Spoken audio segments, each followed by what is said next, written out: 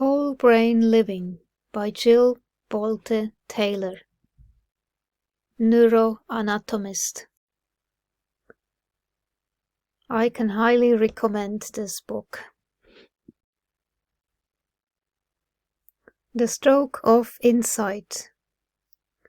Jill's story is fascinating. At age 37, in 1996, she suffered a left hemisphere stroke, which caused her right hemisphere to become temporarily dominant. On the left hemisphere shutting down, she could no longer experience the linearity of time or a sense of urgency. She could no longer speak or understand language, and she could no longer identify the physical boundaries of where the body began and where it ended, nor perceive individuality, personality, or understand the concept of self-loathing, feeling guilty or feeling lonely, experience past regrets, present fears, or future expectations. So this is really important to notice. This is all left hemisphere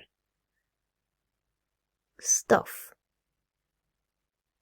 And how much easier or enjoyable life would be if we as a society actually were more right hemisphere dominant. Because the right hemisphere experience is, from Jill Bolte Taylor's perspective. When I awoke later that afternoon, I was shocked to discover that I was still alive. When I felt my spirit surrender, I had said goodbye to my life. Then I realized, but I'm still alive and I have found nirvana. And if I have found nirvana and I'm still alive, then everyone who is alive can find nirvana. I pictured a world filled with beautiful, peaceful, compassionate, loving people who knew that they could purposely choose to step to the right of their left hemispheres and find this peace. And then I realized what a tremendous gift this experience could be. What a stroke of insight this could be for how we live our lives. And it motivated me to recover. Her right only experience, peaceful euphoria and bliss of the eternal timelessness of the present moment, oneness with the universe, felt like a gigantic ball of energy that blended fluidly with the rest of the energy in the universe. She could only perceive the pixelated atoms that make up space and exist at the level of the cosmic flow. She perceived the essence of herself as enormous and expansive. She perceived us all collectively and energetically as a part of the same being. We were all woven together into a fabric of tiny molecules that were in motion, spirit soared free and boundless, both free flowing and as big as the universe. So, when my left thinking network went offline, a specific part of my personality, a character that I had known for decades as my ego self, also disappeared. Pre-stroke, I had known who I was because there had been a group of cells in my left brain that manufactured my identity as Jill Bolte Taylor. These cells that made up my left brain ego center knew who I was, where I lived, and tons of other details like what my favorite color was. These ego center cells had worked day in and day out to keep me abreast of all the tidbits, details, memories, and likes and dislikes that had made up my identity. I, Jill Bolte Taylor, existed because the cells in my left brain ego center told me I existed. When those cells of my left brain ego center shut down, and I shifted into the oblivion of my right brain, I had no idea who I was, and I could not recall anything about my pre-stroke life. It was not as though I was missing a memory that I simply could not put my finger on. It was more like that memory and I myself had never existed at all. I know it's a bit disconcerting to think that who we are is completely manufactured by a small group of cells in our left brain, and that we can lose ourselves at any moment. But that is exactly how fragile our ego identities are. The chattering monkey mind of my left brain went silent. Was that internal dialogue circuitry shut off? I sat in the center of a completely silent brain for 5 full weeks. I even lost that little voice of my left brain ego self that could say, I am an individual separate from the whole. I am Dr. Jill Bolte Taylor.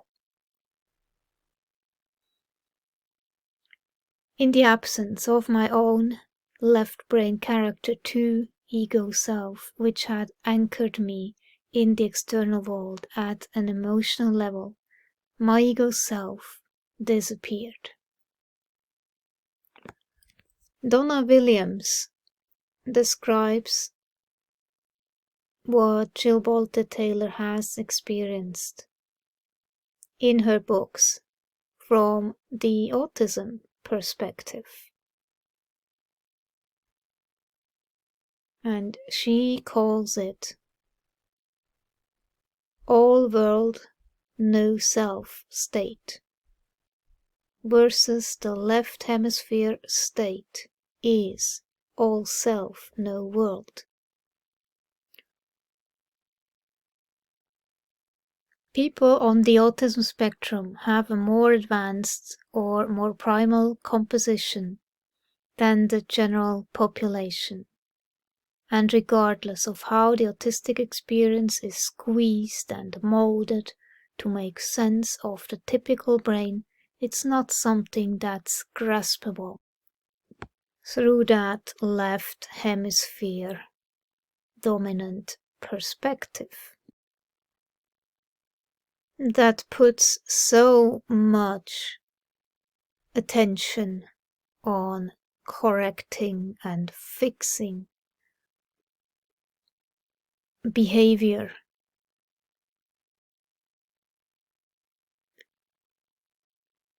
Judging something from a left hemisphere dominant perspective as disordered. So the right brain, you had access to your right brain and not to your left brain, fair to say. So you had access to your Eastern mind, but not your Western brain in some ways, one could also say, right? Yeah. And so there's a lot to talk about with all of that. Yeah. So, I mean, what is it to live in the eternal present with joy and peace? But you needed eventually you decided that that was not enough, right? You decided to Oh, well, you're also- a completely non-functional human being. Right. You know, I mean, you're absolutely completely blissful, but you have no idea of anything.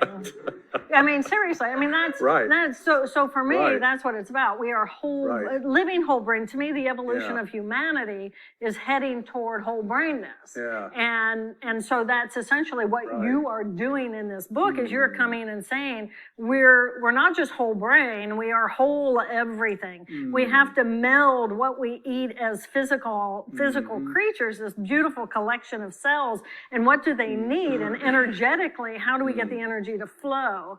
And Right. when I was in that condition, I was very blissful and peaceful.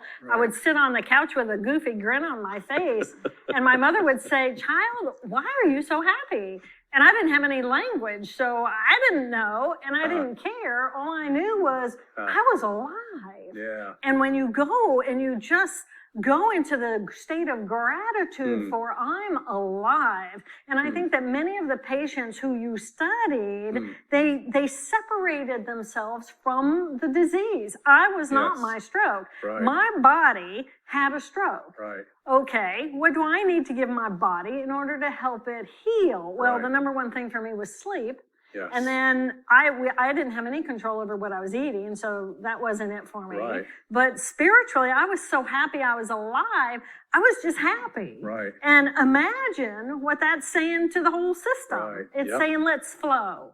Because as soon as there's stress and there's discontent and there's unhappiness and there's self-criticism, everything constricts and shuts down. Right. And if you have all these different chapters that need to be open for healing to happen, how does one do that? And I feel like this book really addresses all of those. Yeah, I mean, the brilliance of Western culture, right, is that we can divide things down into their constituent parts and go all the way down into the subatomic level or out into space, right? And so if you got a medical problem, you go see the doctor. If you have a psychological problem, you go see the psychotherapist. If you have a spiritual problem, you go see the priest, rabbi, imam, or minister. But every one of these is trained to look at the world through their specialty. And it's the same with doctors. Doctors, if you go see a gastroenterologist, they're going to look at everything through the gastrointestinal system. Psychiatrist looks at everything through the brain. But like you said, we are all of these things, and the vitality and health and the healing possibilities come from integrating all of these. But if the specialists are only working through their narrow aperture into reality, then their advice is not going to take into account or give you what you need to heal or what you need to find vitality. And so I think we need to be able to stand back and look at the forest for the trees, which is much more what the East really historically knows how to provide, I think. Yeah. Big picture. No, I think it's kind of the left brain, left culture, Western, Right. right brain, right culture, Eastern, Right. and we're going to find our answers in that that infinite passive both Right. together. Yep, I and think that's so. going to be in that evolution of those Yep. two hemispheres I think that's right. together. Yep. Yeah. Trauma's imprint is more endemic than we realize. That may seem a puzzling statement, as trauma has become something of a catchword in our society. To boot, the word has taken on a number of colloquial valences that confuse and dilute its meaning. A clear and comprehensive reckoning is warranted, especially in the field of health, and, since everything is connected, in virtually all other societal domains as well. The usual conception of trauma conjures up notions of catastrophic events, hurricanes, abuse, egregious neglect, and war. This has the unintended and misleading effect of relegating trauma to the realm of the abnormal, the unusual, the exceptional. If there exists a class of people we call traumatized, that must mean that most of us are not. Here we miss the mark by a wide margin, trauma pervades our culture. From personal functioning through social relationships, parenting, education, popular culture, economics, and politics. In fact, someone without the marks of trauma would be an outlier in our society. Complicated factors that go into these stories. And so it took me a while before it began to become less confusing to me what was going on. Mm-hmm. And one would think that automatically just being in that environment.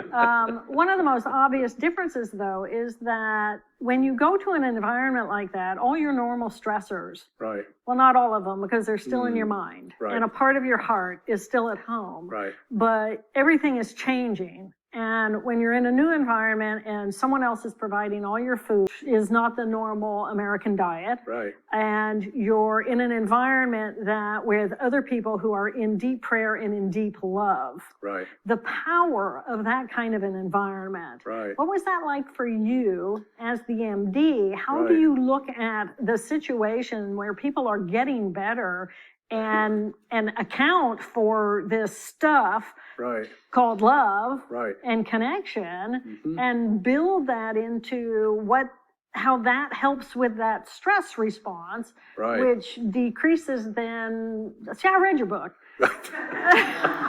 It's a great book, I have to say, but how that truly influences the whole picture of what we are, because we're not just a this, a that, and the other. Right. We're all of it.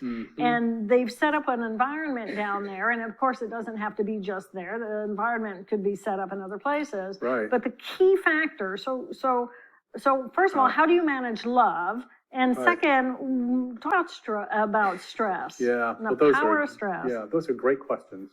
Big ones. Let me deal with stress first, because the other about love is a little bit more difficult for a psychiatrist to talk about. Although I will say, I had a professor that joked, I wrote a book review on Mark Epstein's wonderful book a number of years ago. Going to Pieces Without Falling Apart, a Buddhist Perspective on Wholeness by Mark Epstein. And he's a Buddhist psychiatrist, which I saw his name up here. And my professor, he said, that's the first time in the New England Journal of Medicine the word love's ever been allowed into the journal. Wow. So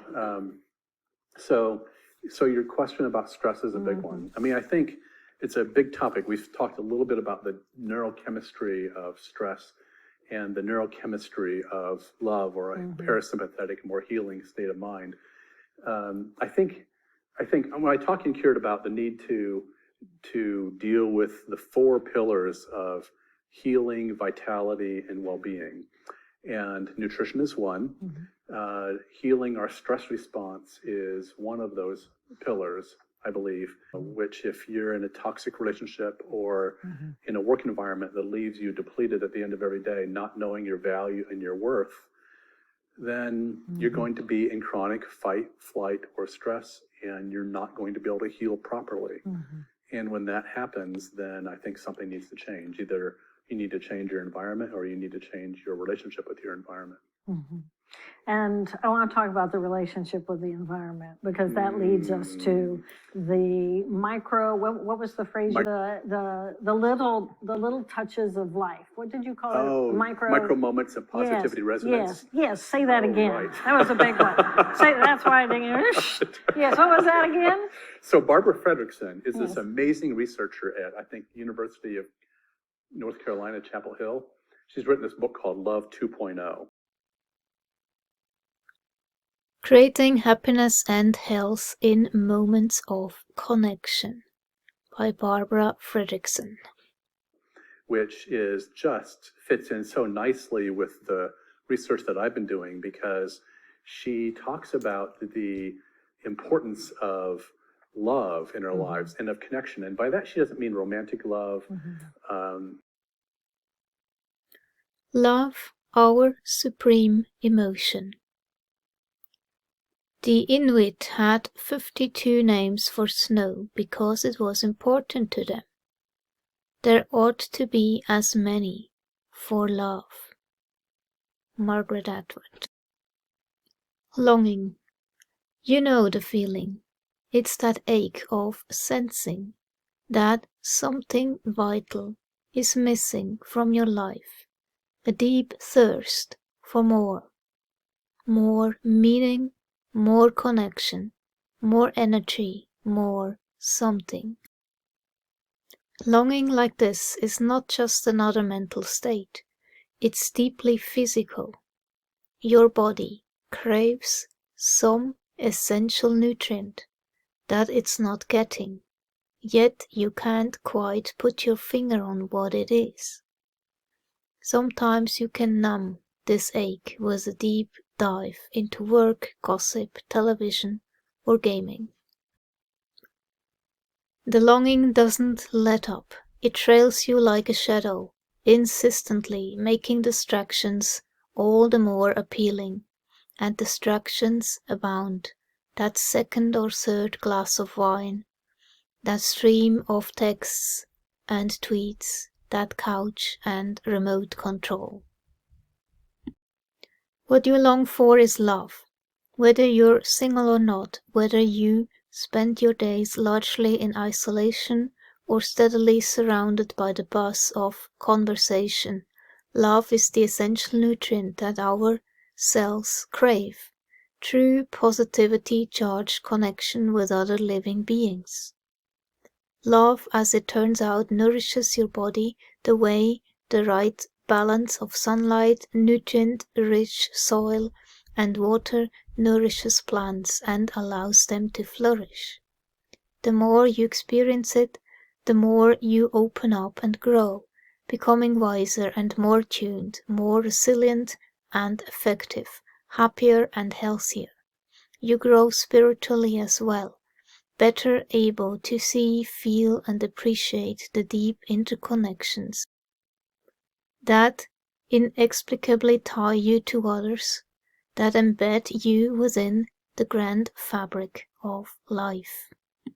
Or that sort of thing. What she means is that every day that she talks about the vagus nerve, and we talked a little bit about the vagus nerve. It's the superhighway of the parasympathetic nervous system in our body. And when your mouth curves into a smile, when you're trying to connect with somebody, or when our eyes twinkle and as we connect with somebody, that's the vagus nerve using all of its things to connect us to people and all that sort of thing.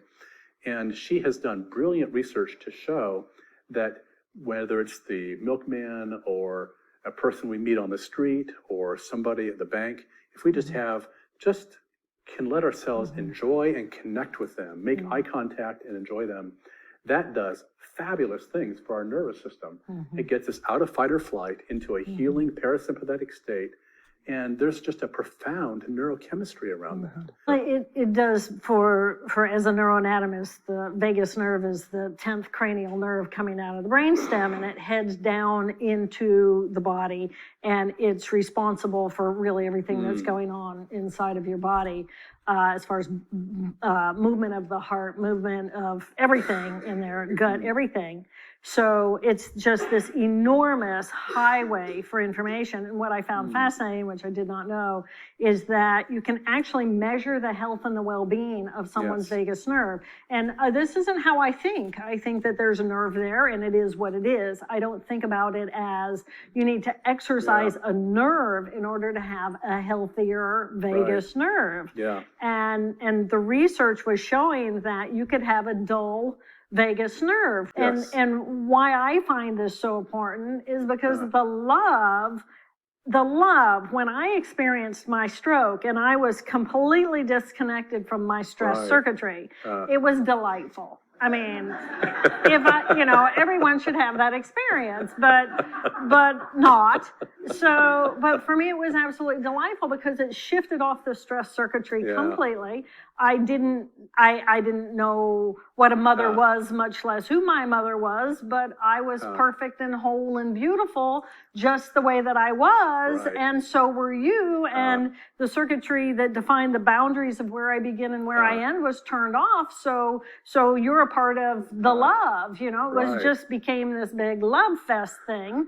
And then the circuit comes back online and stress circuitry starts coming back online and everything changes with that. And then it's a matter of to know that you can train that circuitry and by purposefully engaging not just with yourself in a positive emotional state, but in a positive cognitive state, and to that we have so much power over what's going on inside of ourselves at any moment. And the remarkable thing that, of course, the whole package comes to me as is all of that is one big ball of everything, and it all matters. When I compare love to oxygen and food, I'm not just taking poetic license, I'm drawing on science. New science that illuminates for the first time how love and its absence fundamentally alters the biochemicals in which your body is steeped. They in turn can alter the very ways your DNA gets expressed within your cells. The love you do or do not experience today may quite literally change key aspects of your cellular architecture next season and next year. Cells that affect your physical health, your vitality, and your overall well-being. In these ways and more, just as your supplies of clean air and nutritious food forecast how long you'll walk this earth, and whether you'll thrive or just get by, so does your supply of love. What is trauma? As I use the word, trauma is an inner injury, a lasting rupture or split within the self due to difficult or hurtful events. By this definition, trauma is primarily what happens within someone as a result of the difficult or hurtful events that befall them. It is not the events themselves. Trauma is not what happens to you, but what happens inside you, is how I formulate it. Think of a car accident where someone sustains a concussion. The accident is what happened. The injury is what lasts. Likewise, trauma is a psychic injury lodged in our nervous system, mind, and body, lasting long past the originating incident, triggerable at any moment. Trauma is an antecedent and a contributor to illness of all kinds throughout the lifespan. Taken together, these impacts constitute a major and foundational impediment to flourishing for many, many people.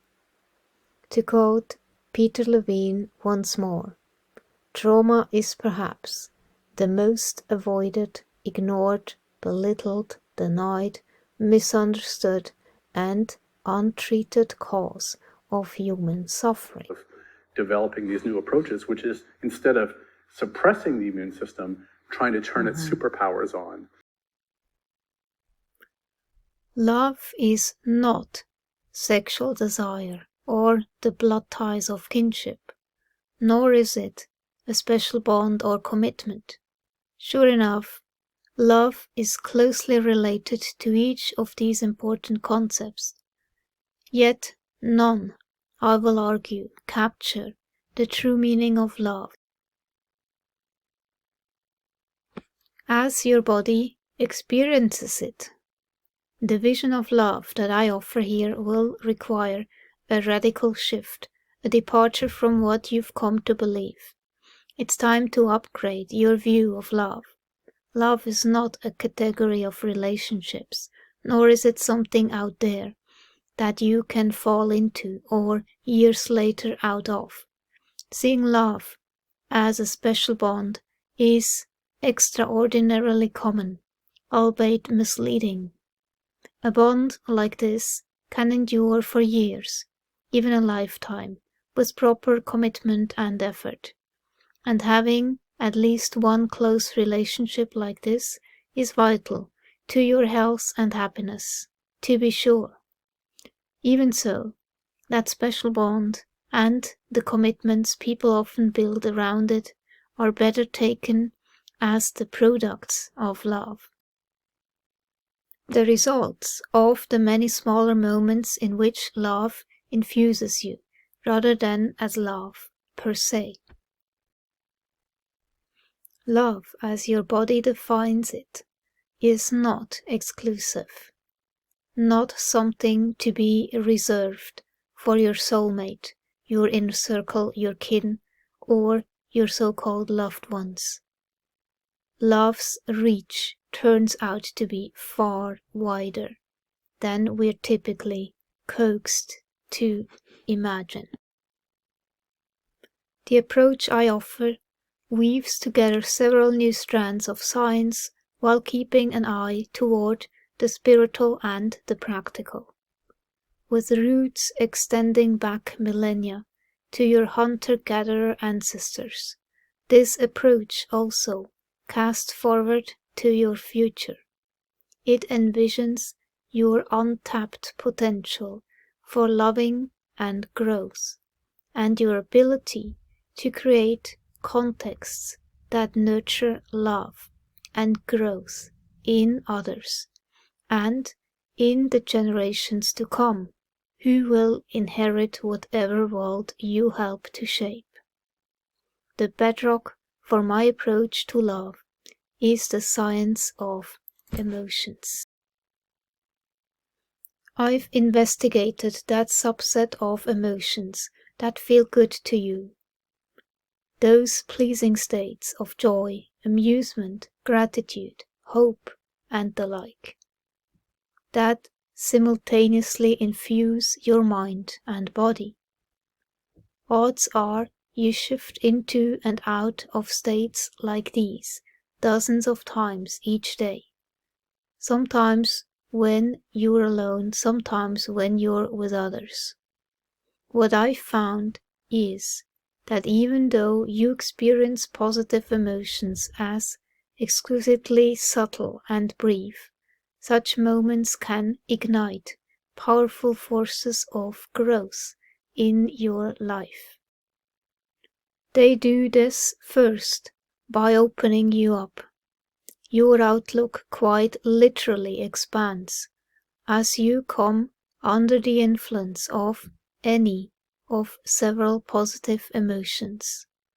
But simply you see more as your vision widens. You see the bigger picture. Right hemisphere state. With this momentarily broadened, more encompassing mindset, you become more flexible, attuned to others, creative and wise. Again, right hemisphere state. Over time, you also become more resourceful. This is because little by little, these mind-expanding moments of positive emotions add up to reshape your life for the better, making you more knowledgeable, more resilient, more socially integrated, and healthier.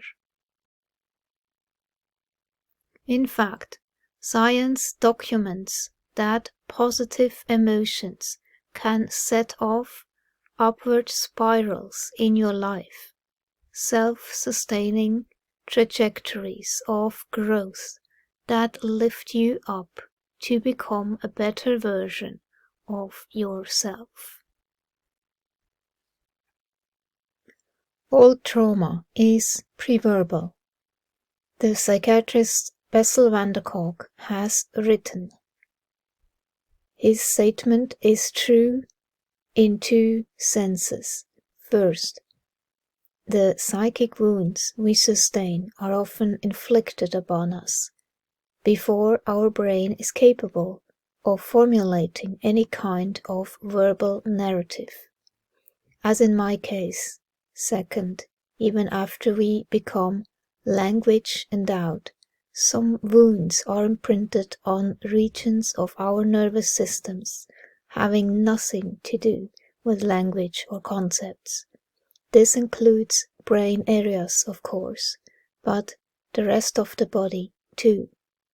They are stored in parts of us that words and thoughts cannot directly access. We might even call this level of traumatic encoding subverbal. As Peter Levine explains, conscious explicit memory is only the proverbial tip of a very deep and mighty iceberg. It barely hints at the submerged strata of primal implicit experience that moves us in ways the conscious mind can only begin to imagine. About this new thing that's beginning for us, which I think is very promising for the future, to fire up the immune system, to find a way to really get it going again. And looking at what natural things in the environment inhibit it. Yes. And suppress it naturally. Yeah, exactly. I think that when we put processed foods or a lot of chemicals from our foods into our bodies, I think that has an effect. I think the evidence is accumulating that that's a big issue. The people that I study, when you start to look at the science that's developing around the neurochemistry of your body when we are in chronic fight or flight or freeze, like most of us are, versus the neurochemistry, the neurochemistry that bathes your body when you're not in chronic fight, flight, or freeze, and instead in a parasympathetic state, where you're bathing your body instead in dopamine, the pleasure pathway, or in serotonin, which is what antidepressants often work with, or in norepinephrine or oxytocin, the love molecule. I mean, when you start to create that kind of neurochemical environment in your body, your cells are different. If it's cortisol that they're getting all the time, they become immune to, they become numb in a lot of ways. They become sluggish immunologically. There is another form of trauma, and this is the kind I am calling nearly universal in our culture, that has sometimes been termed small t trauma. I have often witnessed what long-lasting marks seemingly ordinary events, what a seminal researcher poignantly called the less memorable but hurtful and far more prevalent misfortunes of childhood, can leave on the psyches of children.